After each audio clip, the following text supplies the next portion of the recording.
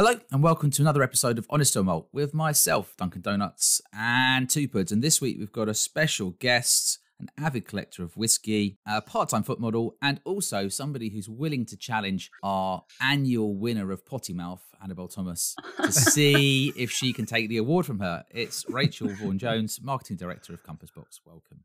Thanks. Already called me out for my foot modelling, which I have already warned the team at Compass Box that if I suddenly run off into the sunset with a bag of cash, it's because I've sold the behind-the-scenes footage from the Manifesto film on Only Feet and made a buck. Yeah. What was that? I don't... Zoolander when he's a part-time hand model, or was something else? What was it when he was... Joey. Joey and Friends, part-time hand model. Yeah, that was it. Yes.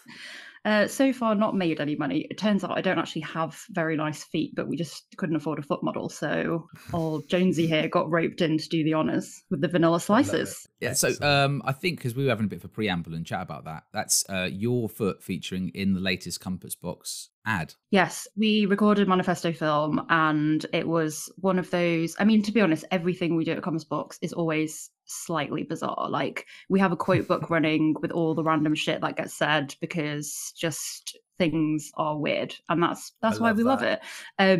But being up a ladder in a pair of like spandex shorts, whilst we could afford a model with a good face, but we couldn't afford a separate foot model, so I had to be the foot hand of a gorgeous model up a step ladder in some spandex pants, which was probably the most humiliating, but also, you know, Compass Box is a brand I would do that for, so. Love it. Can I just ask you, is that to suggest that the model that was being paid didn't want their foot to feature? Or well, no, size 13. Hey, she was great. I can't comment on her feet, but because the foot had to pretend like it was her hand, we would have had to like hack off her leg at the knee and then have used the leg as the arm. Use the limb separately. I don't think we paid her enough to dismember her body. The ad was surreal, not that surreal.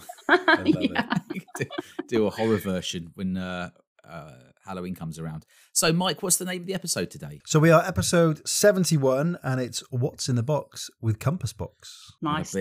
Yeah. Listen on for a bit of, did you call it Amdram, Racheal? Oh yeah, a bit of amateur dramatics. I was the drama scholar at school, no less, so I'm always up for a bit of Amdram. Right. Oh, so listen like on it. for a bit of that coming up. I reckon we improv after as well. You did send me a script though, and I'm a bit concerned about the accents that are going to be required, because I used to be quite good at accents, but now everything comes out Welsh, so that will do.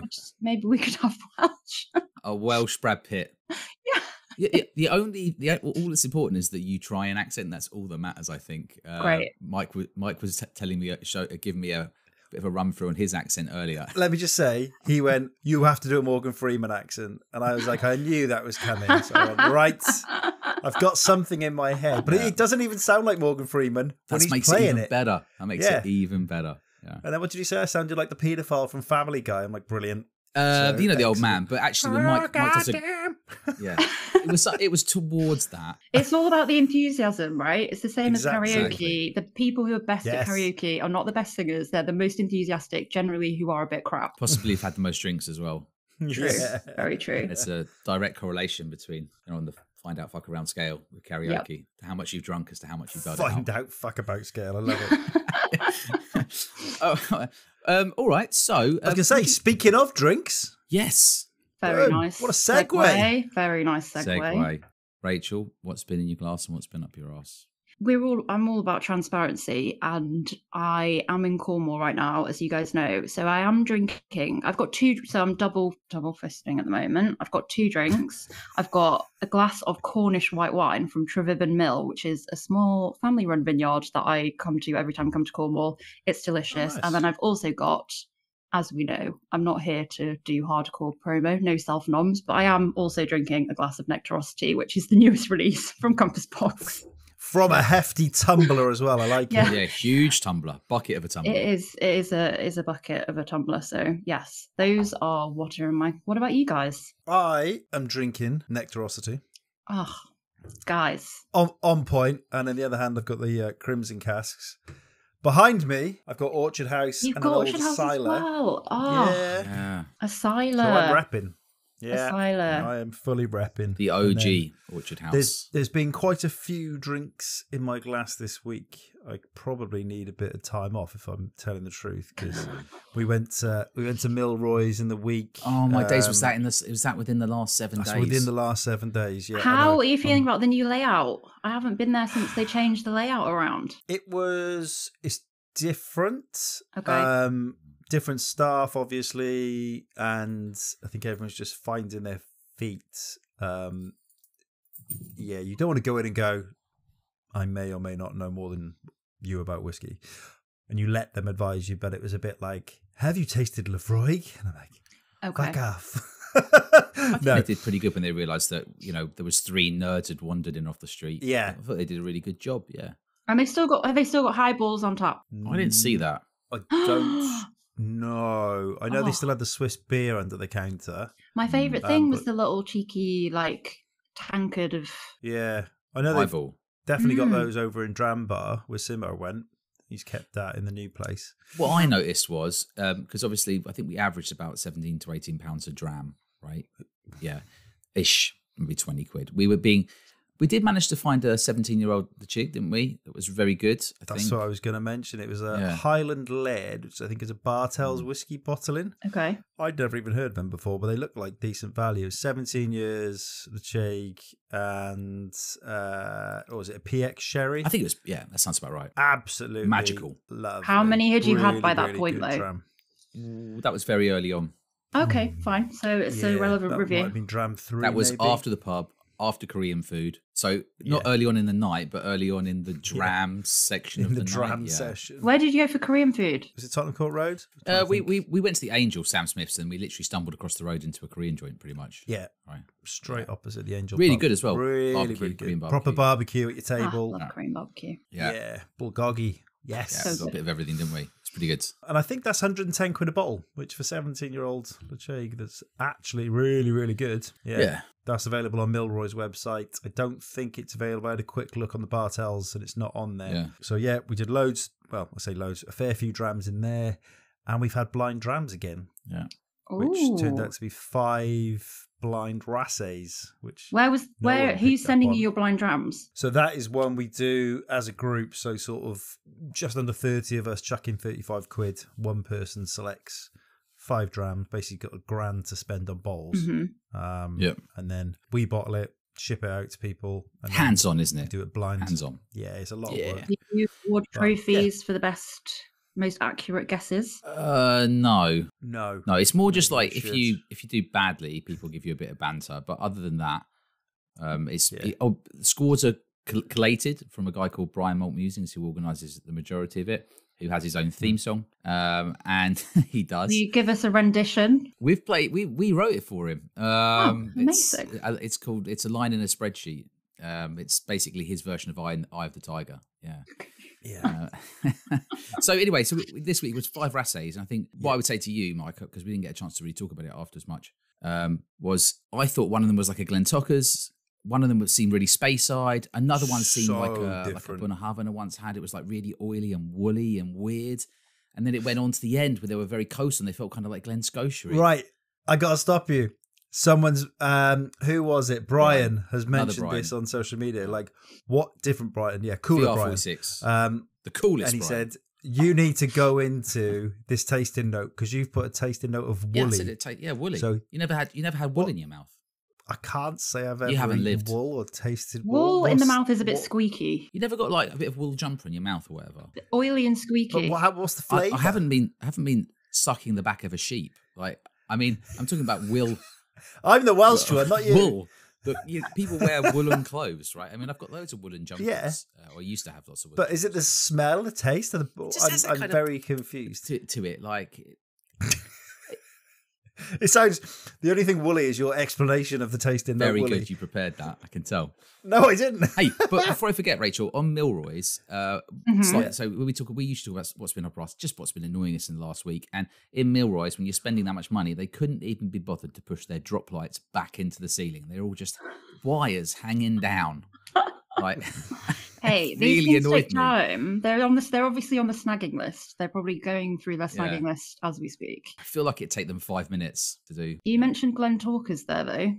That is one of my favourite distilleries. Is it? Yes. So I don't think it's open to the public, but I used to back in the day. When I started working in whiskey, I worked on Ballantynes at Chivas Brothers, and we released the first range of single malts from Ballantynes, and Glentorquers is one of the kind of key single malts that goes into a Ballantynes blend.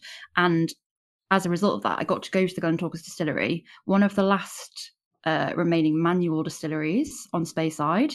There is literally a guy there called Geordie who I couldn't understand for love nor money, but he was such an amazing guy, and he literally is in there like moving this pipe from here to here and like pulling all the stuff, because you know when you go to a distillery now, it's like they want it to be scientific in how they're distilling, so it's all like a computer screen and it's like down to, you know, pushing loads of buttons on like a magic kind of like Dr. No type thing. But literally Geordie is in there in almost like waders and is like doing all the stuff by hand. And Glentorquers is the first distillery where I tried it's not the first place I tried new make, but it was the first time I tried it and was like, new make spirit can be delicious. And since then I've had like anything independent bottlers, anything with Glentorquers on it, I'll give you my money, take my money. I love it. Take my money. Tockers. We call it Tockers Watch. If you've got a nice ex-burbs Tockers, which is sort of, you know, 15 to 25 years old, they can be absolutely delightful. Kind of waxy and lots of honey in there and orchard fruits. It sounds like what you're describing there was all distilleries these days want to be super digital. And what it sounds like you were describing is like a fully analog, you know, like... Yeah. You know, it's like manual. It doesn't work unless someone moves the pipe themselves. I think it's the only remaining manual distillery in the Chivas Brothers portfolio, but I think it is like one of the last few manual ones on the whole of Speyside. And that's where they go, and they send anyone who goes to work in any of the other distilleries, they send them to Glentorquers to learn the good old way, and then they hook them up to the computer, and then they just sit behind a desk and like tap buttons. But Geordie, who I don't know if he's still there now because this was a long time ago, but he was just like a legend, and literally 24/7. Please tell me you've got a recording of Georgie on your phone just in case. So go alongside that. You wouldn't understand it. You wouldn't understand it. You're having a bad day. It's my cat purring and Geordie from Glentorquers. Racheal was telling us before we started the pod that she has a recording of her last cat, and it was 21 years old. Now deceased, R.I.P. Listens to it sometimes, and that's, you know, that could be Geordie as well, right? You don't know. It's been that long, so hopefully still around and moving the pipes about. So we didn't say totally what's been annoying us. We always have a bit of a rant. It's very important. So Mike, anything been bugging you in the last few days other than obvious tiredness as we just burn both candles? Me again being shit. Not, you know, like on the last pod we talked about the whiskey show and how I missed the last train home. Oh. 4 days later I did it again. Right. So when we were out, I had to get an Uber home. Days. So that was like what, 120 quid, and I think. And it could have cost you probably home. What, 15 I could have quid? bought that bottle. I could have bought the bottle of a shake and walk. Yeah. Would have taken longer. That'd have been a great story as well if you just, do you know what? I'm just going to buy the bottle and walk home. How much is left? Half a bottle's left. I'll take all of it. In a ditch, just shivering, holding a bottle. Yeah. But no, so that's really all that's been annoying me is just being shit with transport again. It's because I don't go out much and I've forgotten what I need to do to get around London and get home safe. Yeah, plus it's always, you know, if you don't run it right to the wire, it's always a dull night out in London. You've got to go out and go, oh, will I make my train, won't I? You've got to leave it right to the last moment and then make a dash. Otherwise, you're not trying, right? No. How about you? What's been at your ass? Mine's really basic. I mean, other than those wires in Milroy's, it's just that, you know, like when you, like in one of those movies, in one of those films, not movies, when American, although I did once call 911 instead of 999, as Mike knows. In one of those films. Where did it take you, though? Where did it take you anywhere? Straight to 999, obviously, because they know there's dumb people like me out there who watch too many American films. Do you know? So. Yeah, that's where the thought for the thing later came from, because he was practicing his American accent. Yeah, that's it. Yeah. So what's been bugging me is like in those old films where there'll be like an old fisherman or something down by the water, and they'll say something like to warn people, you know, like beware of the like that. I'm like that locally with people about graffiti. I'll say, oh, beware of the graffiti. It's creeping in. It's getting worse. It's all downhill from here. And this week I found myself walking down the road and there's loads more graffiti on all the bus stands and walls and things like that. And I found myself moaning to other parents saying, I told you. And they're like, what? I'm like, look, that used to have one tag on it. Now it's covered in tags. You can't even see the bus stop. All different colours. They're all different gangs. Are you not noticing this? And I don't get how they're like, well, it's not outside my house. It's like, well, yeah, but obviously this area is going downhill. Like, what happens is someone tags that bus, the bus stops run out of space. They start tagging the stuff opposite. And it just spreads like wildfire. Unless the council gets on top of it, and the council are absolutely useless, right? Probably too busy. Is it definitely a tag? Mike, too busy dealing with drop curbs for people. That's the problem. Potentially, right? Not enough time cleaning up graffiti. Doing paperwork for people. So that's all that's been bugging me. And I have to say, I thought the Racheals were excellent. Really, really good. So, yeah. Good job, Racheal. I love it. Yeah. Glen Scotia. If you can't get hold of a Scotia, you can. But if you couldn't, Racheal's not a bad shout. I was convinced some of those were Scotias. 100% convinced. Especially the last one. I was like, yep. Absolutely done, nailed on. Oh, the Chinkapin. Perfect. I tried that twice now. I tried it once, someone sent it to me and I gave it a 4 out of 5. And I tried it blind and gave it a 4 out of 5. So that's a full-bodied stamp from me. Like, I like that whiskey. Nice. Racheal Chinkapin. Decent. Very Happy good. days.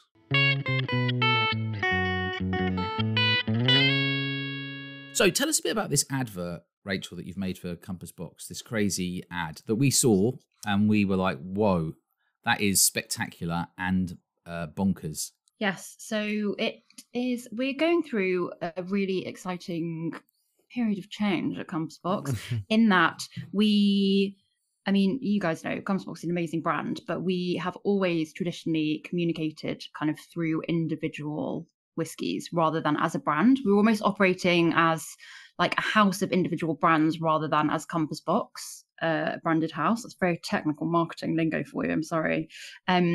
But we're moving towards trying to build Compass Box as a brand in its own right and communicate the things that people who love Compass Box already know, but in a new way. And part of that is the new core collection. And the other part of that was kind of this new manifesto, which is all around death to board, long live interesting. So, of course, we had to make a film about the manifesto. And of course, because it's Compass Box, it had to be weird and wonderful. I always say, if another whiskey brand could put their bottle in here and it work, then I'm not interested. And the number one thing I'm scared of is indifference. If anyone looks at things that Compass Box does and is like, meh, I would rather people like, oh my God, what the hell is that? Or like, oh my God, I love it, than people being like, I don't really care. You want some kind of reaction. I want a strong, strong reaction. Either way is fine for me. So that's how the manifesto film came about. And it is completely bonkers. It was extraordinarily fun to film. We worked with an amazing director called Mike Matthews, who himself is just like, you want to get inside, crawl inside his mind and like pick things out. It's a weird and wonderful place. And it was very hands-on. We all got involved. There's some great behind the scenes footage, which I hopefully will sell on OnlyFeed. That was recently, right? This app was made recently. Yeah, so we made it like not even 2 months ago and it's already out there. That's the thing, we move lightning quick, and that's why I love that we're independent brand, because you can have an idea, you can like make it happen and get it out there really quickly. You don't have like 20 million layers of politics, bureaucracy, stakeholders to get sign off from. It's just kind of like, go make it happen. And some people love it and some people hate it. People should watch it though, regardless. I love it. I think it's brilliant. Great bit of marketing. Not even just for the sales, it's just great to watch. It's such a good piece of film. So I am also in another part of it when we were short on models, but again, my face unfortunately was not deemed good enough. So in the silver piece of tubing, over the heads in the boring section at the beginning, that is me with the guy who was called Boring John, and having my head inside that silver tube with this strange man where our noses were literally touching. Never met this guy before in my life. Literally, like this guy, I think he's from New Zealand. In this silver tube, it was hot. It was one of the hottest days of the year. Faces, noses, and having to like be boring and go back. And bless him, it took quite a few takes. And I tried to make jokes. I tried to make light of the situation. He wasn't taking the bait. So it just made it more and more uncomfortable. I think my head was in there for like 20 minutes. I was like, this is the worst thing. If I never see this man again in my life, no offense to him, he was amazing. But it was just an embarrassing 20 minutes. That's so good. Yeah, that sounds sounds pretty intense. So tell us a bit then about the whole change, because the bottles have been shaken up a bit, haven't they? Some have gone, some new ones have come in. And there's lots of people that are big fans of Compass Box or have been over the years. So I'm sure they're keen to understand a bit about why the changes have happened, right? I want to say it's great to see Orchard House stay in as well. That was like, of course, my favourite Compass Box, hands down. Orchard House is such a good whiskey, and like at such a like accessible price point as well. Like you can open that and drink it and share it and not kind of give it a second thought. So we looked at the range a couple of years ago, and I mean, firstly, we had a core range, inverted commas, of 7 whiskies, which immediately for me is like red flag. A core range cannot be 7 whiskies. But mainly it was like there was crossover. So I had such mixed feelings when we decided to retire Spice Tree and Story of the Spaniard, because those were 2 of my favourite Compass Box whiskies. But, you know, they were both up there with favourites because there was quite a lot of overlap in terms of flavour profile. They didn't have distinct roles to play. And this was also in a period where, you know, Hedonism was the first ever whiskey we launched with. It was the first blended grain to the market and changed the face of grain forever. But it became, over the years, as the volume grew, we can no longer sustain the volume because the old and rare grain whiskies required to make it are just like not available, because everyone's making great aged grain, which is fantastic. And so there were lots of things kind of happening. We thought this is a real opportunity to go back to the drawing board and say, if we were to give people a range of whiskies which offered them a complete tasting experience of the different flavour profiles within Scotch, what would that look like? Orchard House, Peat Monster obviously offer something really distinct.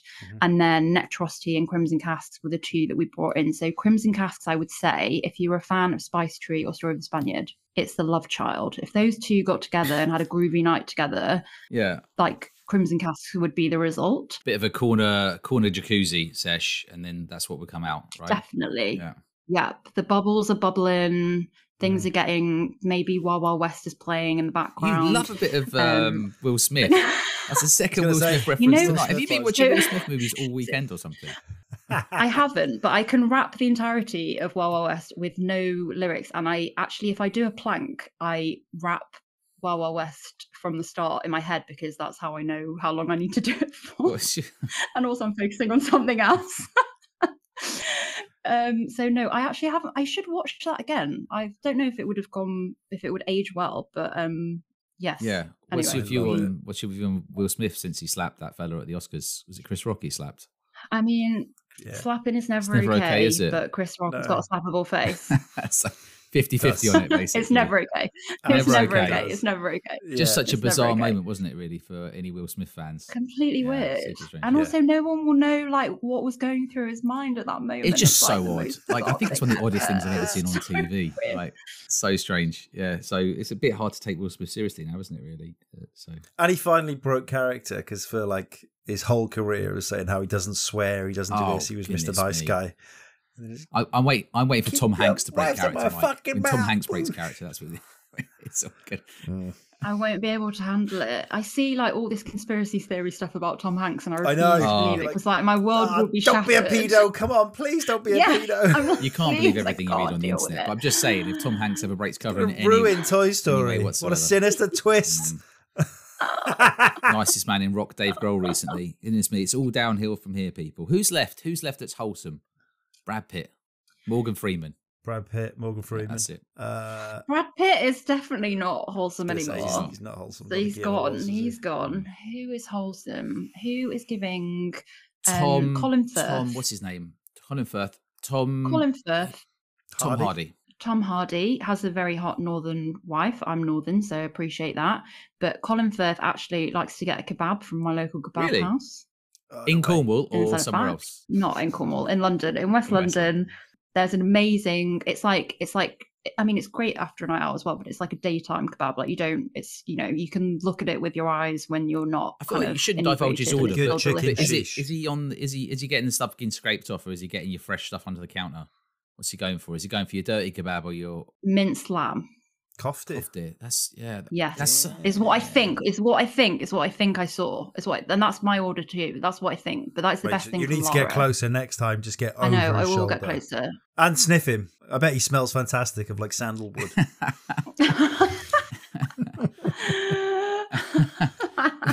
Now you've planted that. Racheal will be having a go at that, won't she? Yeah. Okay. I'm going to go and hide in the bushes outside Laura. Anything in the kebab shop because it will stink of kebabs, obviously. So you'll have to wait until he gets outside. Or sandalwood. So you guys rearranged it. I had a thought, which is that Orchard House is such a classic, but is it not that it's partly, and Peat Monster, they're partly, it's like the Ronseal approach. They're the two where the name does exactly what it says on the tin. Orchard House, obviously, is going to have orchard fruits in it, and Peat Monster's obviously going to have peat in it. People are a bit on the fence about spice, aren't they? So I was thinking about like Nectarosity and Crimson Casks, and they're lovely names, and the bottles are incredible in the design and stuff. But again, I mean, Nectarosity, obviously, it's going to have oranges in it. So maybe that one will just be so obvious that people get it, right? Because the Spaniard is, again, a beautiful name, but you're not maybe 100% clear where the blend's going on it without reading the label and going to the website and going and looking at the charts and counting the years and going, so Nectarosity, for example, has got 30% Cameron Bridge in it, I think, or something like that. Yes, the Compass Box signature. I mean, Nectarosity, so Nectarosity was the one, and you literally have hit the nail on the head. So when we were looking at this, it was like Orchard House, Peat Monster, do what they say on the tin. Orchard House, you look at the label, you drink the label. It is like perfect combination of name and kind of label design. And we wanted to do the same with the new whiskies. Nectarosity was the problem child for many, many months. We could not name this thing. And we went through like 3 different versions. We got in a room. We were kind of thrashing around ideas. At one point, it was going to be, I can tell you this. We were going to call it Neon Bazaar at one point because it was about like neon lights, like a night market with lots of like abundance of flavor and like all this kind of crazy stuff. Sounds great, but again, people won't know what it tastes of, and it does definitely taste of oranges, toffee, and and this is why when we said, "Hey, commercial team, Neon Bazaar," they slapped us right down, and thank God they did. And then in January, James Saxon came in after Christmas with a Post-it note and stuck the Post-it note on my laptop and was like, Nectarosity, and I was like, say it like bright and blessed, and we've got a deal. And it was about this combination of like generosity of flavor, nectar. I feel like only Compass Books could come up with a name like Nectarosity. And again, with the label, it was like high-end patisserie. It was about this kind of like the mix of the art and the science and attention to detail and the layers of flavor. And hopefully when you kind of see nectar and you see the label in the same way that you see with Orchard House, it hopefully gives you a sense of like what's going to be in your glass. I'm glad there's a nice big fat sort of cake on there as well, because it is like loads of chocolate cake as well. Yeah, like Jaffa cakes. It's really good. Like it says on the back, maybe some apricot. Yeah, it's got a shelf appeal. It's very much in the lane of that taste, you know. And so I think that when I first tried it, I was like, oh, very orangey, right? And then actually, once I'd had a couple of drams of it, I was actually like, really good. Nothing like that. I haven't got anything else like that in the cupboard. I'm going to be really biased, obviously, but if I try and take that out of it, when I'm at home and I've got this sort of overwhelming like range of stuff to choose from, if I'm like, I really want a whiskey, but I do not have an idea of what I want, like Nectarosity, since it's been on my shelf, is the go-to. Like no matter what mood I'm in, it will satisfy that whiskey urge without me needing to make like a longer decision than that. And I think that's why I really love it. It's a good all-rounder. Can I just take a small segue here, just a brief pause? I forgot to say earlier, this is connected to this because we never really review whiskies. We just understand them a bit and talk to say whether we love them or what we thought, you know, what it gave to us. And when we're talking about what's been annoying this week, I've been obsessed with this thing on Instagram. It's called One Bite Pizza or One Bite, something like that. It's Dave Portnoy. Has anyone seen that? Is it where he goes around judging? One Bite Pizza. This guy from like New York or New Jersey or something like that, and he just goes around and he does like one slice of pizza and he's like one bite. Everyone knows the rules, but obviously in his like New York accent. Wait, hang on. No, give me some more time. So he gets his slice of pizza and he has to eat it in one bite, or he has to love it. He goes to the first bite. That's a great question, actually. No, he goes out to pizza joints and gets a pizza and he just has one slice and he just says one bite. Everyone knows the rules, but actually he has enough bites to decide what he really thinks about it. He basically wants to rate every single pizza joint around. And I'm like, find myself asking myself, why do I watch this? Because A, I'm never going to go and eat those pizzas. And if I do, they would have changed by then. Like, I'm not in America. And the reason I've realised I watched this is because, one, he's got a cool accent, right? Two, it's just no-nonsense reviews. He's in there, they take like 20, 30 seconds. He has a bit of banter with people. The owners come out, they're staring him down, trying to get him to give a good review. He'll score it like an 8-1. Someone will go absolutely mental. He'll go, 8-1's a great score. 8-1's like a top score. You should be happy. Like it's like Yeah. And I was thinking the issue with like whiskey reviews is they just go too long-winded. You know what I mean? Like this is what this whole like 1 to 5 scale or 1 to 10 scale is just, how does it make you feel? I like this. Don't overthink it. Yep. Right? All rounder. Like toffee, chocolate, orange. Yeah. Like look, there's plenty of whiskies out there, but it's like an orangey blended whiskey that's very easy to drink, tastes nice, 46%. Yeah. It's just like, and interestingly, the other 3 in the range, the core collection, are all blended malts, and this is the blended Scotch, and it's about 70% malt and 30% grain. Right. And I just think it's a really good example of a great blended Scotch. Absolutely. The only thing I would say is, I'd say, look, obviously if people, because there's quite an element of grain to it, you definitely get some of the grain come through. So if people are particularly sensitive to grain, then they might say, look, you know, I'm not a huge fan because of the grain. So it depends on your viewpoint on grain, but more and more people are get people who are sort of into grain these days, even getting trendy. So should really be lots of people that enjoy it, because I see loads of people buying grains to drink. No thanks to David Beckham, eh? Yeah. That's actually you, because you didn't ask me what was getting on my arse, and there are a few things. One is the like weird no communication about the fact that Evian are phasing out their sport caps, but no one's explained why. And if you Google it, you can't find out why. It's just disappearing. And like the teat on the Evian sport cap is like the perfect teat for a bottle of water, and there you can't find them anywhere. No, not a fucking swimming cap, Duncan. Evian water bottles. Yeah, the red sport cap.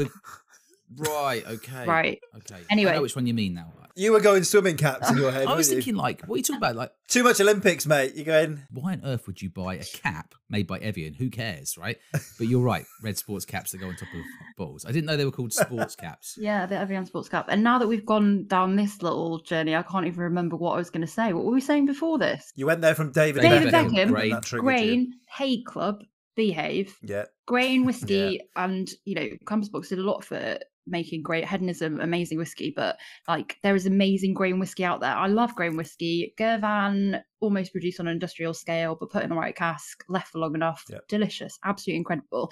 But this Hague Club shite with the bottle that looks like it should be like in a Johnny Depp eau de parfum commercial, and Wild Thing. Sauvage. Like, so bad. Yes, like this Sauvage. This Sauvage. Wild Thing, isn't it? Yeah. Sauvage. Just wolves howling next to you as you open your whiskey. I shouldn't do that. My dog is going to come and start howling at the door if he hears me howling. Get your dog on the pod. He'll love it. Or she? Marty Martini.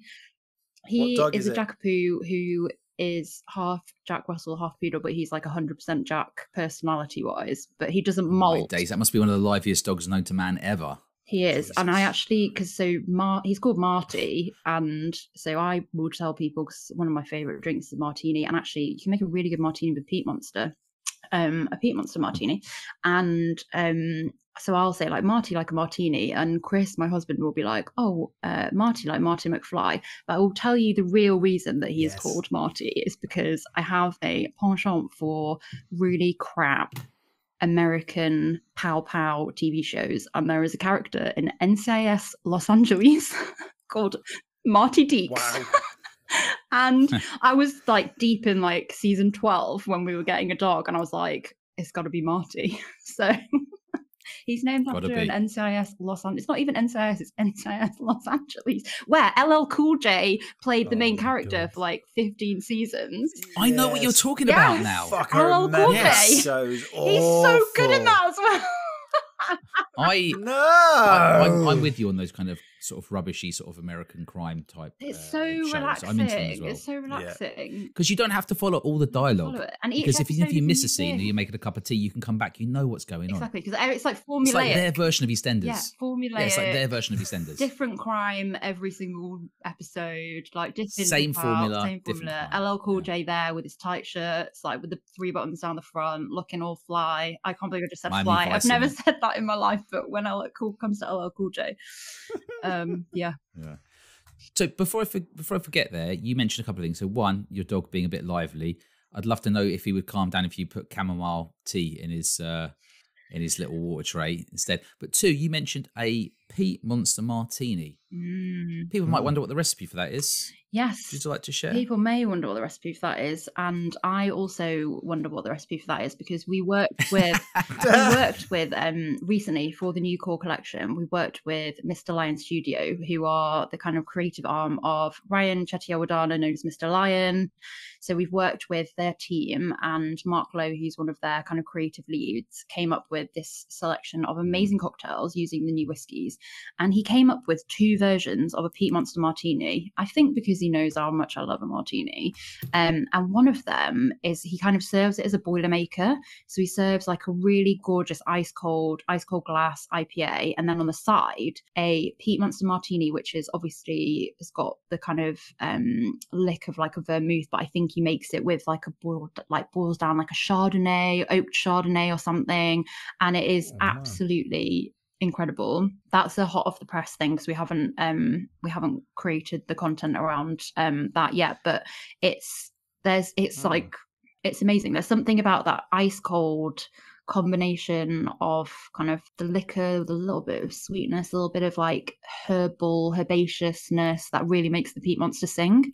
And as a true martini lover, that is, yeah. And when we went to try all the drinks, it's a hard life doing my job. We went on like a Thursday morning to the Mr. Lion Studios, and they basically made us these 8 cocktails, and they pre-batched the martinis, and there was quite a lot left. And I was like, you say that we'll keep in the freezer, sir? So I took them home with me. They were in my freezer for approximately 1 week before it was all devoured. But 10 out of 10 would recommend. Yeah, that sounds great. And I will I'll share the recipe with you. I have got it written down. We'll stick it in the somewhere. episode description. We'll put it, even if it's not on day 1, we'll add it in at some point. And then if people are listening and they're curious, they can go and follow the recipe. Peat always works really well in a whiskey cocktail, old fashions as well. It's always great. Bit of peat and sweet. Well. I love like a Rob Roy with like a Peat Monster as well. Like, so it just adds extra dimensions. I think that's the good thing about the Peat Monster, is because Peat Monster is the one where if people say they don't like peated whiskey, and you can get them to at least take a sip of Peat Monster, because it's not like a smack you around the face, I can't drink anything else for another week. It's very kind of, it's got this sweetness, it's light, it's kind of balanced, it's light, it's delicious. It's the peaty whiskey that you generally make people think, okay, I don't hate all peated whiskies. And there's something about that balance and lightness that means that it works really well in a cocktail. It was along with the whiskey that was used to make Asila and Peat Monster were the original whiskies used by Sam Ross to invent the penicillin cocktail. In Milk and Honey. Yeah. So he was he was given a bottle of Asila, and he had a bottle of Peat Monster, and we said kind of like play around with them, and he came up with a drink where he used Asila as the base, with kind of like ginger, honey, and then he was like, it's great, but it needs something else, and then he floated a little bit of Peat Monster on the top, and he was like, the penicillin was born. Nice. Done. And also, you're in danger of making the podcast educational there. Thank you. I know. Yeah. we try to keep it not too educational, but just enough. That was good.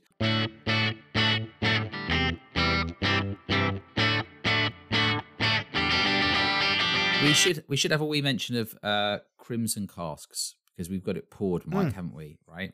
Yes. Because you kindly sent us 2 whiskies to try. The Crimson Casks for me, very much sort of heavy on the wine gums and a bit of floralness to it. I think it's come better. I poured half the sample originally. I was going to say, I wasn't too taken initially. And then it's come a lot better once I've left it for a couple of weeks with, a bit of air. And then now it's actually very nice. There was I'll be honest, Rich, there was a slight cardboardy note in there for me, which is gone. That's fine. Which is gone now. So it has gone. It's become like a sort of a classier wine gums thing. There's more going on in it now. Initially, the very first pour, it was kind of hard to disseminate. It just kind of was like fruity and free. Sweet, fruity, and floral. But actually, again, I think both of them needed that little neck pour gone in a bit of time.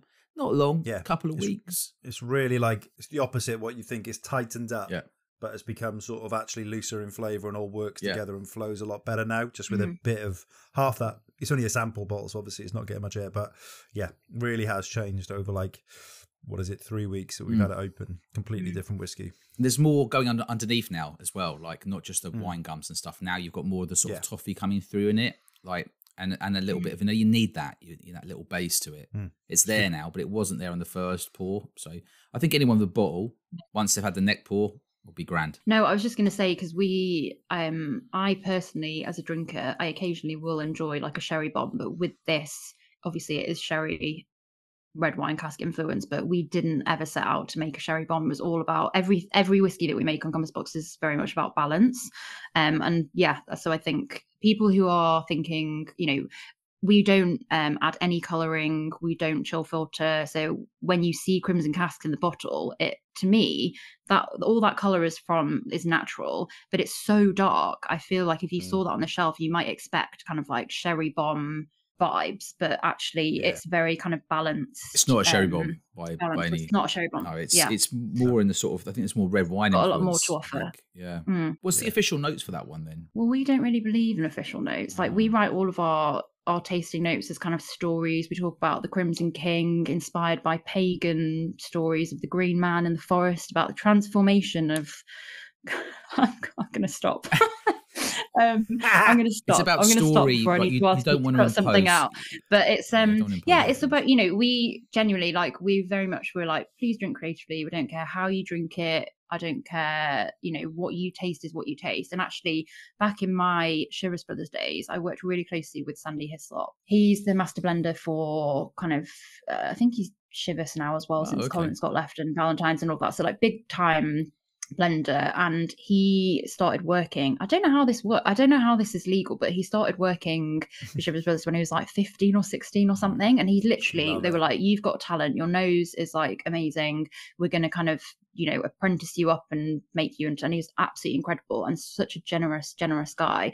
But I remember him saying that he's not old by any means, but he was saying that what he loved now when he had younger kind of blenders in the tasting room was that people bringing their own tasting notes. So where he might be saying like, you've just talked about like wine gums, people are talking about new tasting notes of things that are modern day things that they taste in their life. And he was like, the only thing you need to do to be good at tasting whiskey is to be able to link what you taste in your mouth to a memory of something and like be able to recall the memory. And it doesn't matter what it is, because it's all related to all the things you've tasted in your life. And I really loved that. And it kind of took me for the first time out of like whiskey having to be this stuffy old man. Like we have a set wheel of tasting notes and these are the things that you must taste in each whiskey. And like, what are the words? What is the what is the vocabulary? And it being like, you know what, if you've just tasted a bit of wool from licking someone's jumper on the train, thank you, and Racheal. that's what you taste. That's what you taste. Yeah, see, like it's a safe place, Mike. It's a safe place. Yeah. No judgment here, mate. It's the people that are judging you, not me. Yeah, that's a nice story. I mean, you've done a whole bunch of stuff, right, in whiskey and marketing. I have my first job in drinks was in whiskey, so I did about 5 years, and my main markets, you were talking about Korean barbecue earlier, my main markets were Korea, Taiwan. You're gonna make me hungry if you keep talking about Korean barbecue. Korean barbecue, so good. And then I went over to the world of challenger brands. So Lucky Saint is quite a well-known brand now, but I was the first marketing hire at Lucky Saint, kind of positioned them, launched them into the market, launched them on draft, like all of that stuff, and then just kind of went out and started working with drinks challenger brands. But my heart was always in whiskey. Like whiskey I'd always loved. And then when the role became available at Compass Box, it's like Compass Box is a brand I'd loved as a marketer and as a consumer for so long, and I was like, this is it. So I hid in the bushes outside the CEO's house. I didn't do that, but I went for a kebab. Yeah, when he was with Colin Firth getting his good. He's actually a pescatarian, Morris, our CEO, so he would not be in the kebab house. So I don't think they have any fish there. But so I think of all the brands, if you're a creative person, I studied like fine art, painting, printmaking, and hopefully in my 70s I'll be on a beach in Cornwall just painting with a bottle of whiskey by my side. But I think as a more creative leaning marketer, like Compass Box is the perfect place, right? There's so much stuffy whiskey marketing out there. So to be able to work on a brand that has so much creative freedom and it's about literally, doing something that no other brand could do. Yeah. We should have a cheers, and then maybe we could do Pudding Island Drams. A little. Yeah, cheers. Cheers.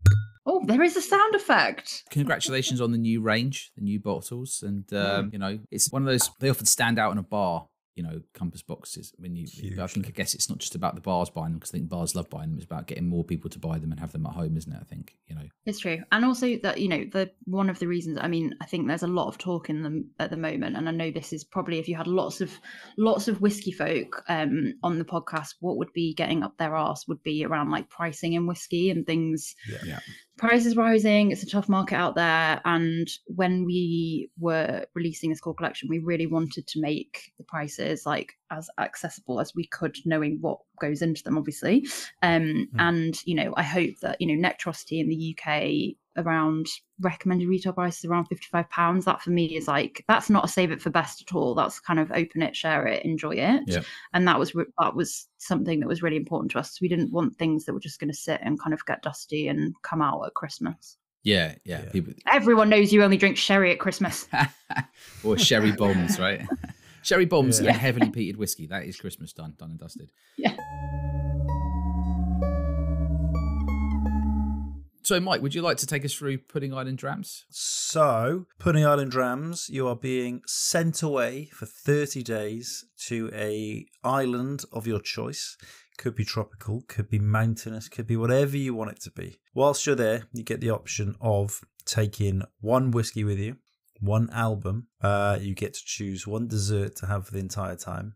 And then when you're finished on the island, how are you going to get back? So your mode of transport. And who is going to be picking you up. We're going to judge you hard on this because there's been some awful selections. We've banned compilations and bests of. And country music. Even though that was... And trad country music. No, we banned country music unless it's trad country music. I forget the exact terminology that Stuart Dick used. Music's okay, but none of this like weird, like... No modern trad. No trad. Compilations, no mixtapes. That's fine. Yeah. And I'm guilty of a best of, so I need to actually give a better answer soon because it was. Well, it's hard when you grew up in the era of like the now hits. Yeah. Cassettes, right? I mean, if you're going to pick a now, that would be very interesting. They were so great. They are little time capsules. People digging up their gardens in 2000 and putting shit in the hole to people to find like in 1,000 years' time. All you need is now, just the Chronicles of the Now albums. I'm putting out a CD going, what the hell is this? And cassettes, which had just had like the top 40 recorded on them, like you'd sit and from the radio. You'd sit and record the song so you could listen back Sunday night. Yeah. I saw the best post on my local Facebook group today, and it just made me chuckle because it was an older person that posted and said, "Is there anyone that can urgently transfer something from VHS onto DVD?" And I was like, what the fuck? You're so far behind. You're only just converting to DVD. I'm like, save yourself the time, my love. Do you know what? I miss that about stuff. Like I once heard a track on the rock show on Radio 1, and I've spent over the last 15 years at least a whole day of my life trying to find that track again, and I still can't find it because I never properly heard who it was by or where it was from.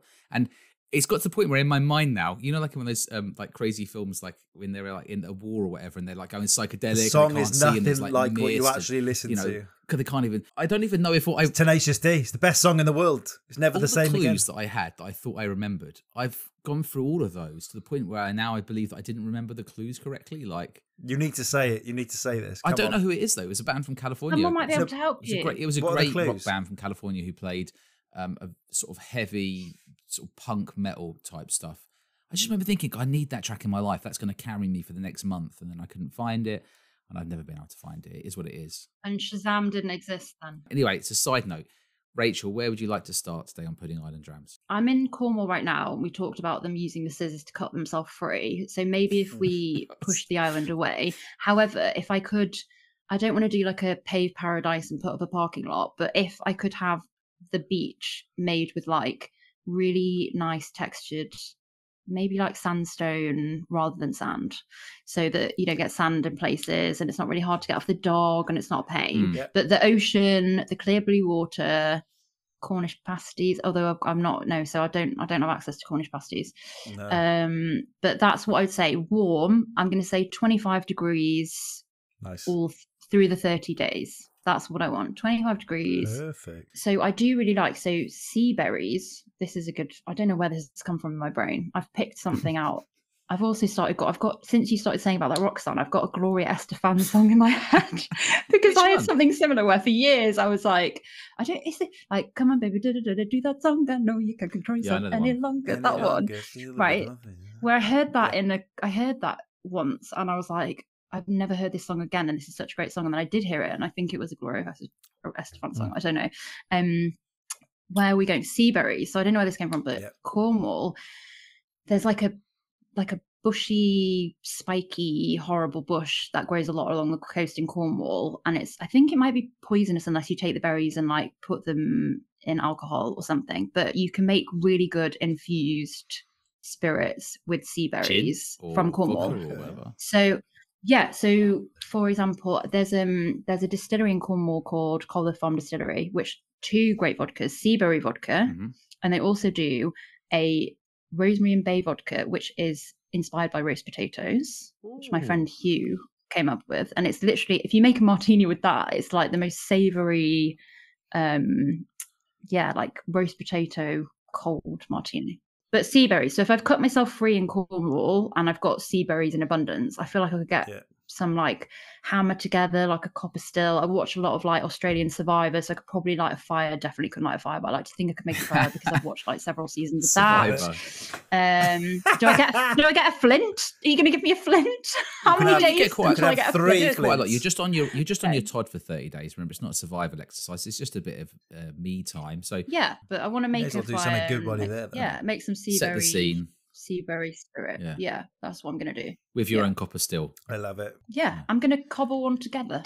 Find things washed up on the beach. There's so much debris on the beach these days, particularly in Cornwall. There's a real issue with the rubbish. Yeah. Definitely like some things going to wash up. Just a heads up for anybody who's dropping Racheal off on this island that she's separated away from Cornwall, is if you've got any copper on your boat, just be very careful when you're dropping her off. Because I could imagine that boat will go missing. Okay, music. Yeah. I am going to say album. It's a big deal, this. It's either Forever Changes by Love or it's Caribou by Elton John. Wow, okay. Or maybe Dark Side of the Moon. But I feel like Dark Side of the Moon is like a particular vibe, whereas I feel like Caribou by Elton John is kind of an all-rounder, and Forever Changes by Love is also an all-rounder where it can be like any kind of vibe. And you say about not playlists, so this is why I've got a record player which my stepfather gave me, his old record player years ago, and this is what I love about vinyl, is that you listen to it in the order in which it was intended to be heard. 100%, so much. Can you imagine me? I've got my flint, I've finally lit the fire on my own under my cobbled together copper still with copper I've robbed off a boat, and suddenly The Bitch's Back is playing by Elton John. This is like, and then as you're sipping your vodka that you've made yourself, it's like, don't let the sun go down on me, and you're like, yes. And then all you need to do just to finish that scenario off is, what dessert are you going to be eating while that sun is setting? 100% oysters, I'm sorry to say. With sugar on. Were you going to put some toffee on them? No, just oysters. So I am convinced to this day that the only reason my husband married me is because he is a massive dessert person, and I don't have a sweet tooth and I don't like dessert. And so anytime we go out for dinner, he gets 2 desserts, or like, God forbid, we go for a tasting menu somewhere and they give you 3 desserts and he gets to eat 6. Yeah. Legend. And I like this man. I've never been into desserts, but anywhere I go where there are oysters on the menu, I'm telling you, an oyster for dessert, multiple oysters for dessert. 3, you can maybe do 6 as a starter, but for dessert, 3 is the optimum. Can I just ask, like 3 with oysters, just like, because I can't eat oysters because I would die. But with oysters, you're allergic. Could you do them like pancakes where you put like lemon and sugar on them? Is that a thing with oysters, or? I mean, I don't know why you'd want to do that, Duncan. But I'm trying to steer it towards a dessert for you to save you dessert selection. Please eat creatively. I'm just checking you know what an oyster is. Yeah. I can't eat oysters or mussels, but what you're saying is you can't stand sweet food. Genuinely, and anyone who knows me or has been out for dinner with me will like corroborate or verify the fact that if there are oysters on the menu, that is what I will order for dessert. And also nutritionally, for the amount it weighs, it's the most nutritionally like dense, amazing thing for you. So I'd be very, very healthy. And Tabasco, I'll maybe have a little bit of Tabasco, but Tabasco apparently was invented because oysters originally were people who were a bit down on their luck, who couldn't afford to eat properly because of the nutritional value. Like, people were picking oysters out of the Hudson, and because of the kind of like contamination in the water from all like the steamships and everything. They tasted disgusting. So someone came up with this idea of let's make this really spicy fucking thing that people can put on to take the taste away. Take away the taste. And then Tabasco was invented.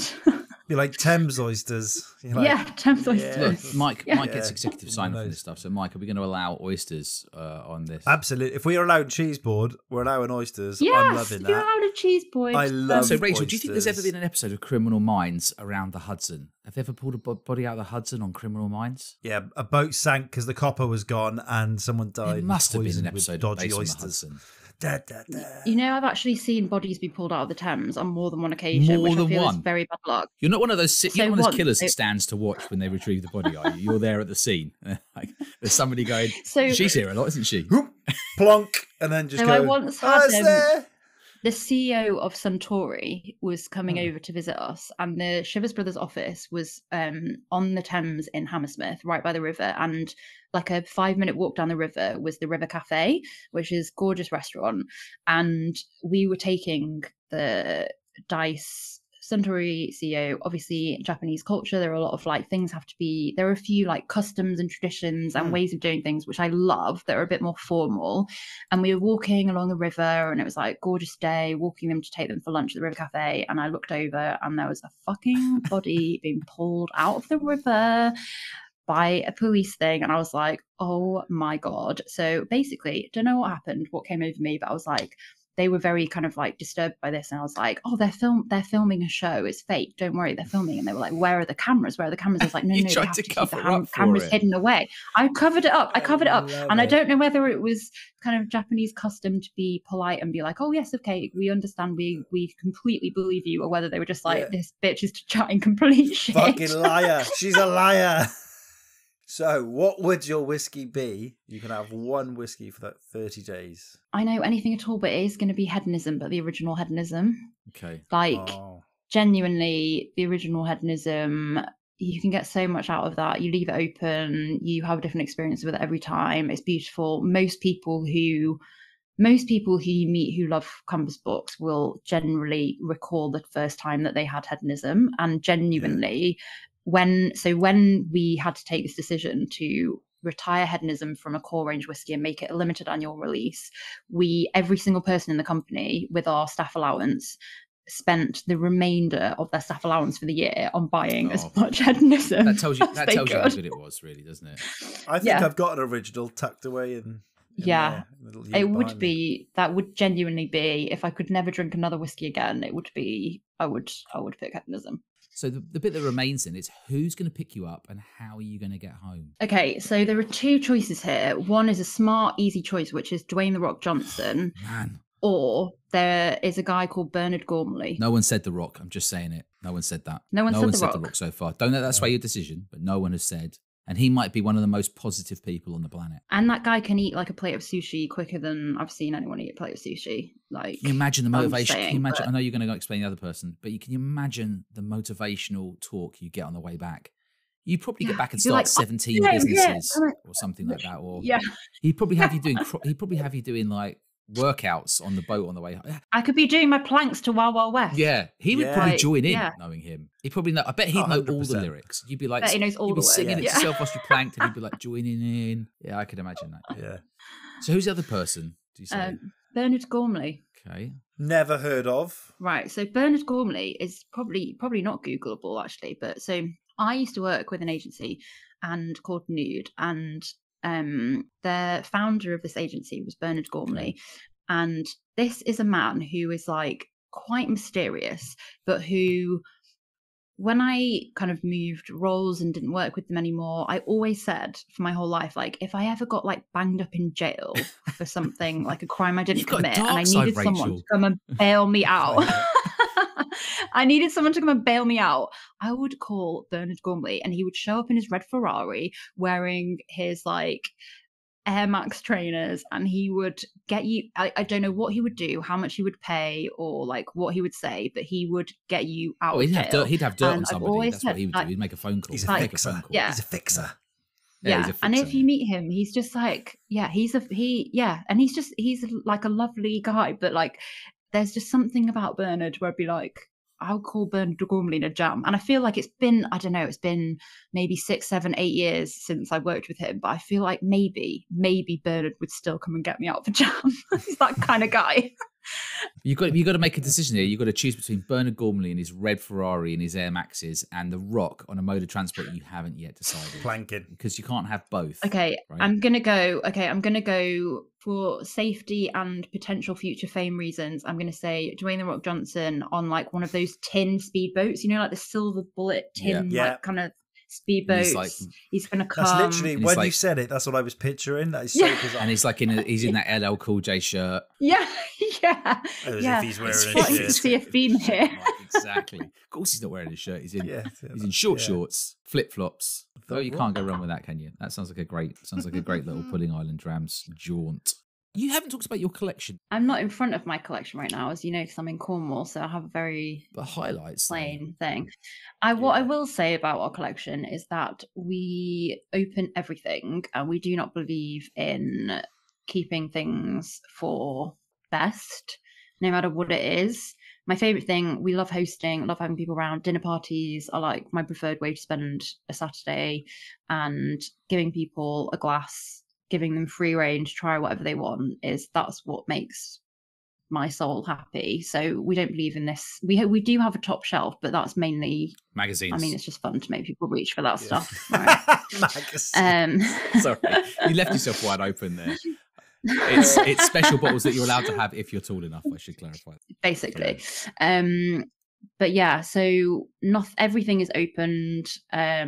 We interestingly, so I mean, it's good because I work for a Scotch brand. I am very like Scotch lover, and my husband is very into American whiskey. Okay. And so there's like quite a divide. We met partly over our love of whiskey and him wanting to find a wife who didn't like desserts so we could eat more desserts for the rest of his life. But the collection is very much like split down the middle in terms of like a lot of American, which I never really dip into, and then an awful lot of Scotch, but also New World whiskey. So I'm really loving trying like Starward, Dawning, like all the kind of newer whiskies that are. I was lucky enough to go to the distillery in Melbourne. I've got some family over there, and they live really close to the distillery, and like seeing what the New World people are doing. And I think that about Compass Books, like I think we're a Scotch brand, but we're almost operating and acting more like a New World whiskey in terms of like shunning the traditions and the kind of archaic rules. So I'd say the most exciting shelf is probably the New World stuff, where like random stuff that you've made like Brazil, like people will bring it around. I'll be like, I've never heard of it. I've never heard of this. This is amazing. Like bring it around kind of thing. Brazil, and just trying new interesting stuff. I don't think I've had any Brazilian. Yeah, some Brazilian stuff's cropped up. It's just like we were adding up how many whiskies. I think we've definitely tried over 30 countries now, and it's just because you if you start adding them up, you'll blow your mind how many whiskies you've tried from different parts of the world. It's really kicking off like everywhere. And I still think it's so exciting. I haven't tried it from that country. I'm like, there's still more to go. Copenhagen Distillery, good way to start a whiskey festival. 70%. Yeah, Mike's famous for when we meet at that whiskey live last year. Yeah, it was. That's where we met. Was it? Might be the year after that. Yeah, it was. We Mike, we went to. I got hoodwinked. Well, you're just too nice, Mike. You're too nice. That's your problem. So he goes over to this stand, big square bottles. I was like, tell me about it. Because he was like, there was no one there, no one speaking to him. I was like, oh, fucking hell, I feel bad for him. Let's go over. And he's like, try this, and then try this one. And I was like, fucking hell. He's like, 71%. And I'm like, it just killed. That's all I could taste for days. Mike insisted on me. That might have been the tactic. Yeah. That might have been the thing is make everything else taste like shit for the rest of the festival. Well, I think it worked because Mike insisted that I tried it at the end of the festival, and it was repeating on me for 3 days. Like literally, it was 3 days later. I was like, what's that in my mouth? 71% is too strong. A couple of drams. Bad show. Right. Yeah. So thanks for listening. You can follow us in all the usual places. The website is www.honesttoamalt.com. We're on all social media at Honest to a Malt. Racheal, if someone wanted to find you online, if you want that out there, how would they find you? They can find me on. We can edit it. It's like they can find me on Instagram. I've been clean from Facebook for like 12 years. I've had Facebook for like 12 years, which I feel very sad about. But I will not be relapsing. But you can find me on Instagram. I'm quite active on Instagram at RVJ Drinks. Marvellous. Happy That's days. Easy. Duncan, anything from yourself? No, just thanks so much. Look, if you like the pod, do us a favour, give us a 5-star review, whether it's Spotify, Apple, or some other random pod platform. We really appreciate it. And if you want to, to make us smile like giggly children, buy us a dram on our Buy Us a Coffee link. Buy us a coffee, buy us a dram, which someone has done. Alan thank Smith, you. We mentioned it in the last pod. Still the only one that's done it. So 3 thank though, you, Alan. to be fair, so. Generous. Love it. All right, we'll catch you on the next one. Bye, bye, bye.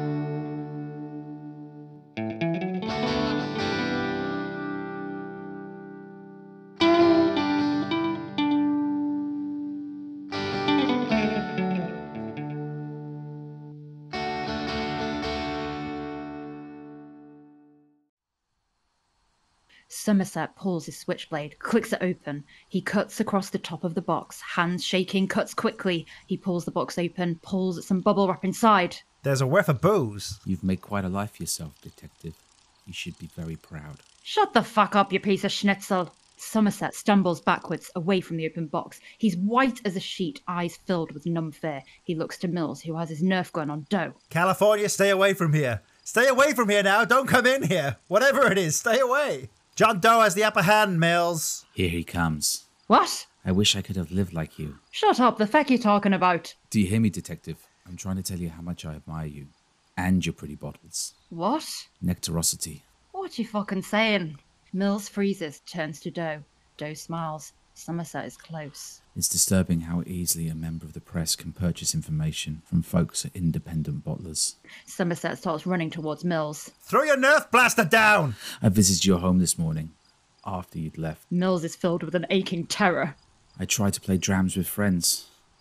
I tried to taste the life of a simple man. Somerset is 50 yards away and closing. Throw it away! It didn't work out, so I took a souvenir. Her pretty cork. Mills! Mills raises his Nerf blaster in the air. No!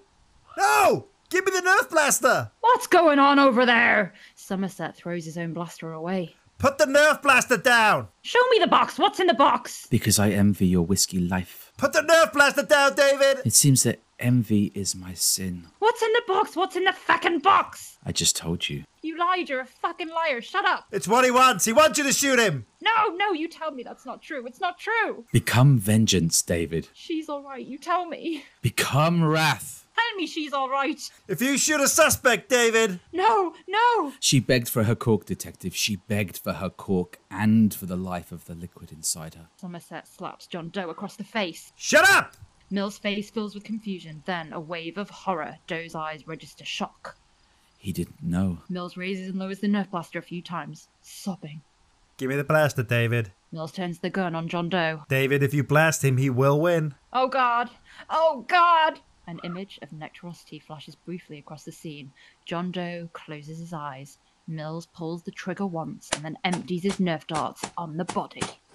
He's only shot him, Governor.